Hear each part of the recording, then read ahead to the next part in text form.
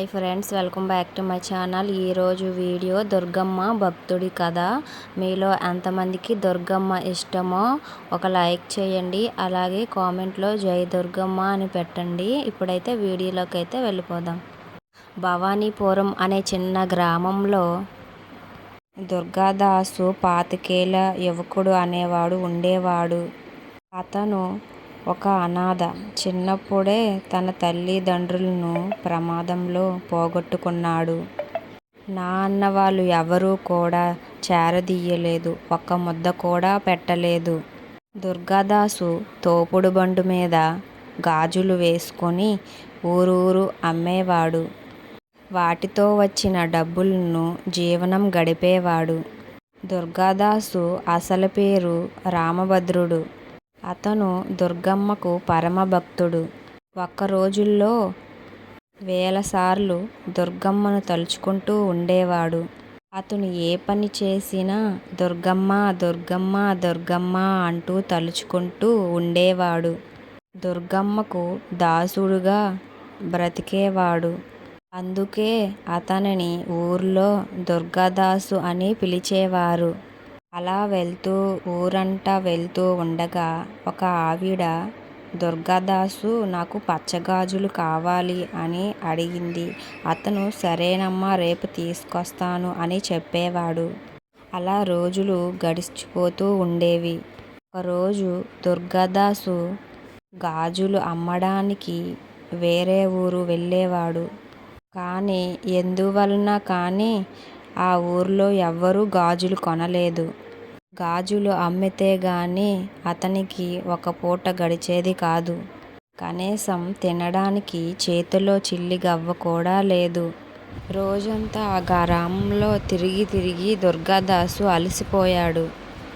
ఈరోజు ఎవ్వరూ కొనేలాగా లేదు, నేను ఇంటికి వెళ్ళిపోతాను, ఈరోజు కూడా పస్తులు ఉండాలి అని చెప్పి తిన్నగా వాళ్ళ ఊరు ప్రయాణం అయ్యాడు. అలా కొంత దూరం వెళ్ళాక బాగా అలసిపోయి పార్వతీపురం అనే చిన్న గ్రామంలో ఒక చెట్టు క్రింద ఆగుతాడు. చెట్టు క్రింద దుర్గాదేవి విగ్రహం దుర్గాదాసుకు కనిపిస్తుంది. ఆ చెట్టు ముందే పెద్ద చెరువు కనిపిస్తుంది. దుర్గాదాసు దుర్గమ్మకు, అమ్మా, ఈరోజు కూడా గాజులు ఎవ్వరూ కొనలేదు, ఈరోజు నేను ఆకలితో పస్తూ ఉన్నాను అని చెప్పుకుని ఏడుస్తూ అమ్మ దగ్గర కూర్చున్నాడు. అలా కూర్చున్నంతసేపు దుర్గమ్మ దుర్గమ్మ అంటూ తలుచుకుంటూనే ఉన్నాడు. దుర్గాదాసుకి చెరువు మెట్ల దగ్గర నుండి ఒక గొంతు వినిపిస్తుంది. ఓ గాజులబ్బి, నాకు గాజులు వేస్తావా? ఎవరు పిలుస్తున్నారు? ఇక్కడ ఎవరూ లేరు కదా అని దుర్గాదాసు అటు ఇటు చూశాడు. ఇంతలో పక్కన ఒక పాప కూర్చుని ఉంటుంది. దుర్గాదాసుని, ఓ గాజులబ్బి, నాకు గాజులు వేస్తావా అని ఆ పాప అడుగుతుంది.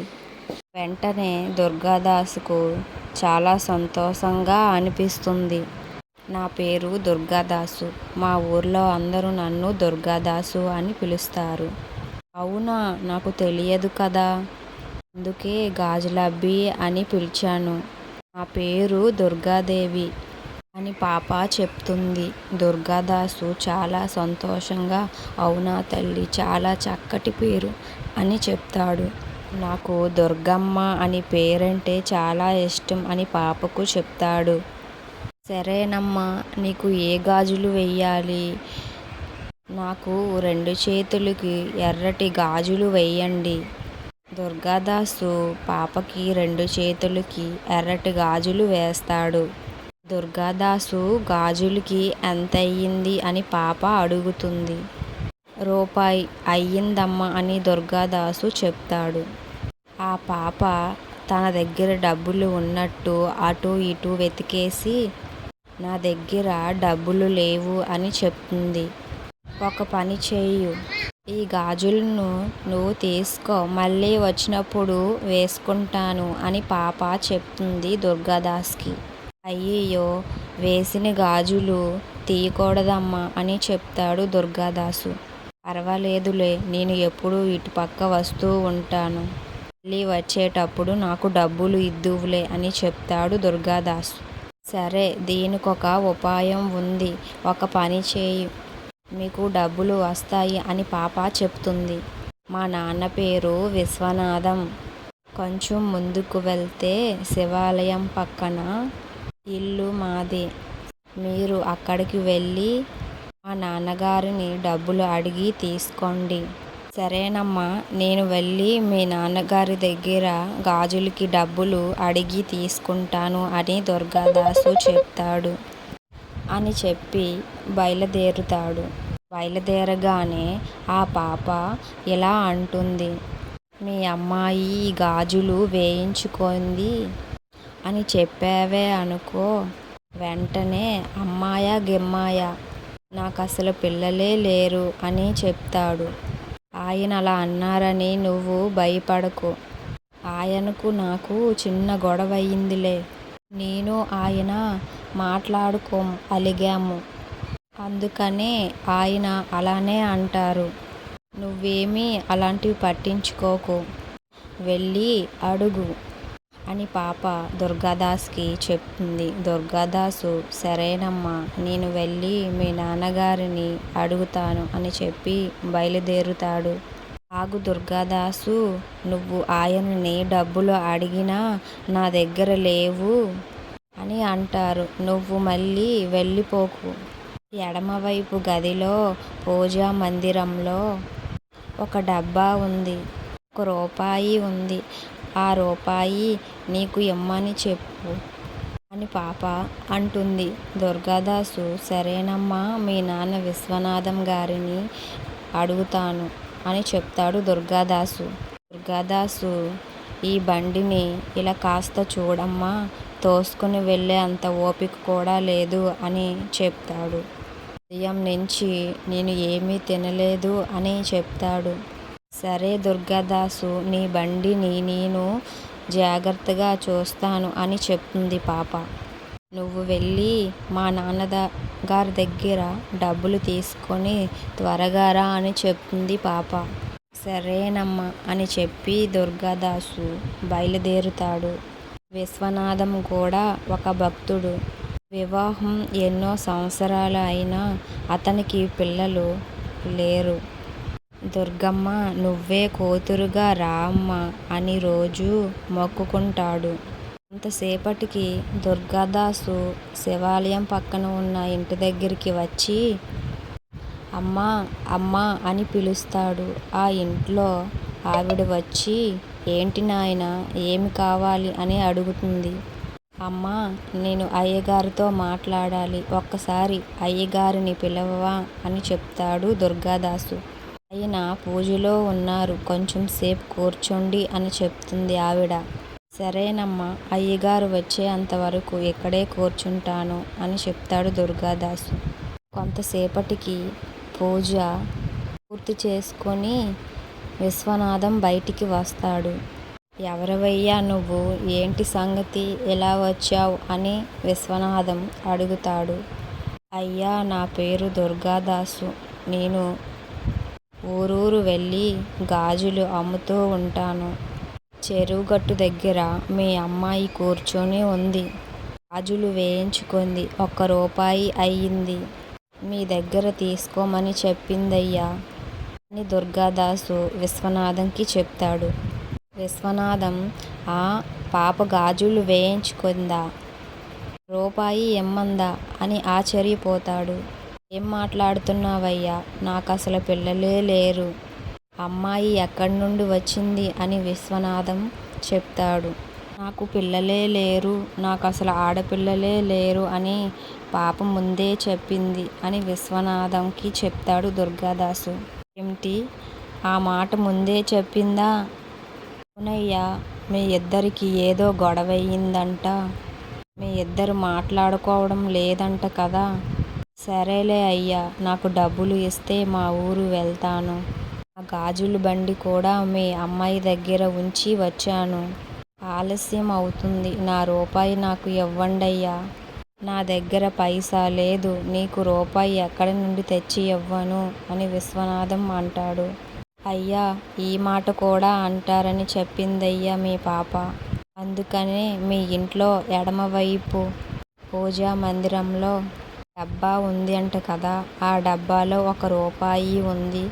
ఆ రూపాయి నాకు ఇమ్మని చెప్పిందయ్యా అని దుర్గాదాసు అంటాడు. ఏమిటి, మా పూజా మందిరంలో ఏముందని కూడా చెప్పిందా? అవునయ్యా, అలానే చెప్పింది. మీరు వెళ్ళి రూపాయి తెచ్చి నాకు ఇవ్వండి, నేను వెళ్ళిపోతాను. ఆగు, చూస్తాను అని చెప్పి విశ్వనాథం వెళ్తాడు పూజా మందిరంలోకి. అక్కడ ఆశ్చర్యంగా ఒక డబ్బా కనిపిస్తుంది. ఆ డబ్బాలో 1 రూపాయి కనిపిస్తుంది. ఆ రూపాయిని తీస్తాడు. తీయగా మళ్ళీ ఇంకో రూపాయి వస్తుంది. అలా రూపాయి వస్తూ ఉంటుంది. విశ్వనాథం ఆశ్చర్యపోతాడు. విశ్వనాథం మనసులోకి ఒక ఆలోచన వస్తుంది. ఇది నిజంగా పాప చెప్పిన మాటేనా? నిజంగా అమ్మ మాయ కాదు కదా? ముందు అనుమానం వచ్చి ఈ డబ్బులు వద్దు, ఏమీ వద్దు అని పాపని చూడాలని వెళ్తాడు.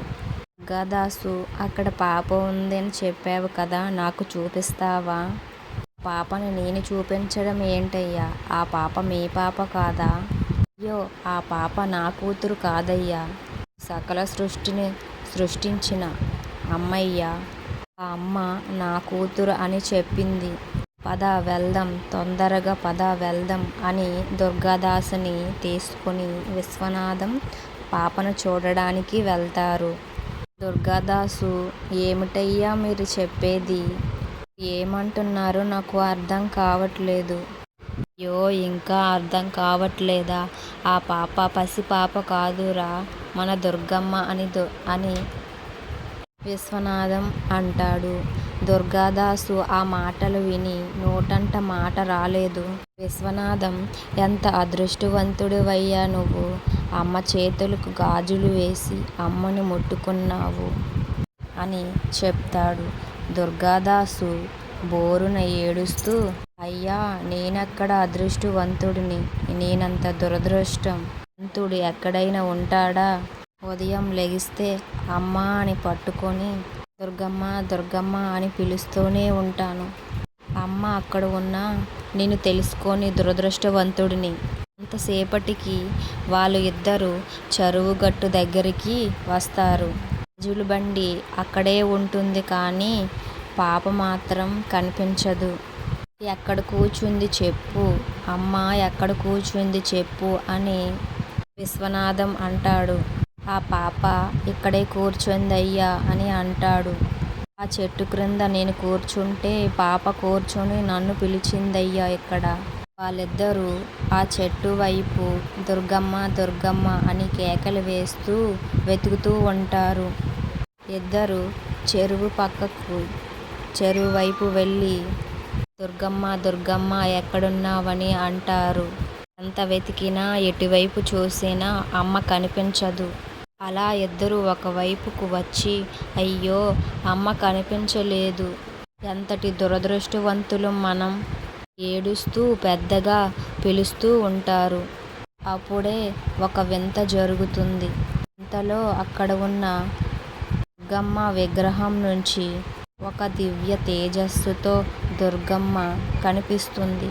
దుర్గాదాసు విశ్వనాథం ఇద్దరూ కలిసి అమ్మ దుర్గమ్మ దుర్గమ్మ అని పూజిస్తూ ఉంటారు. మీ ఇద్దరు నన్ను ఎంతో భక్తిగా పిలుస్తూ ఉంటారు. మీ ఇద్దరి భక్తికి నేను మురిసిపోయేదాన్ని. నీకు ఒక మోక్షాన్ని ఇవ్వగలిచాను చెప్పి దుర్గాదాసుని విశ్వనాథాన్ని తనలో ఐక్యం చేసుకుంటుంది.